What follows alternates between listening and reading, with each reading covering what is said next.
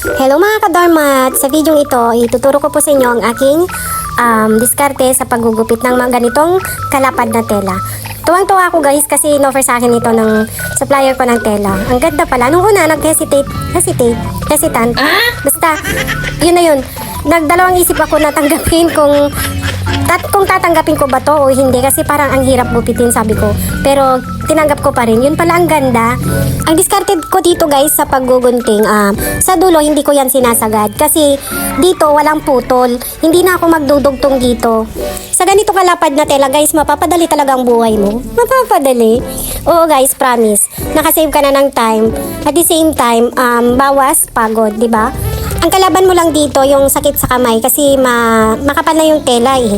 Ito na guys yung gagawin ko. Kaya sinabi kong hindi na ako magdudugtong.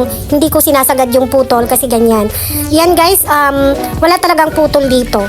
Pag hila mo yan lahat, dugtong-dugtong na siya. Ganyan, kinikurve ko siya para naman pag nilatag natin sa frame, hindi halata yung mga sobra-sobra na tela. Yung ganitong discarte sa paggugupit, nakita ko lang din sa mga kamamshi natin na gumagawa ng doormat. Hindi na rin sila nagdudugtong ng tela.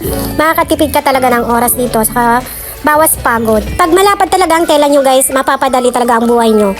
Kasi hindi ka na mamamroblema. Unlike sa mga string, namamroblema kang may malapad, may manipis. Dito guys, tansyado nyo yung paggugunting. Matatansya mo talaga yung size na gusto mo. Yung size ng pagputol ko nito ay 1 inch. Eto na guys, tapos ko na siyang guntingin. Tignan nyo, dugtong-dugtong yan hanggang sa dulo. Promise.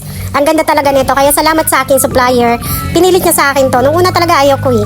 Kaso nga lang, sabi ko, hindi ko naman masusubukan kung hindi ko tatanggapin. Kaya, kuya, sa susunod bigyan mo ako ulit nito ha. Sa mga naghahanap ng legit na supplier ng tela, lalo na sa mga kapwa ko Ilocano dyan, message nyo ako. May kilala ko legit. Bukod sa legit na, ang bilis talaga dumating ang tela nyo guys. 3 to 4 days na sa inyo na yan. Promise.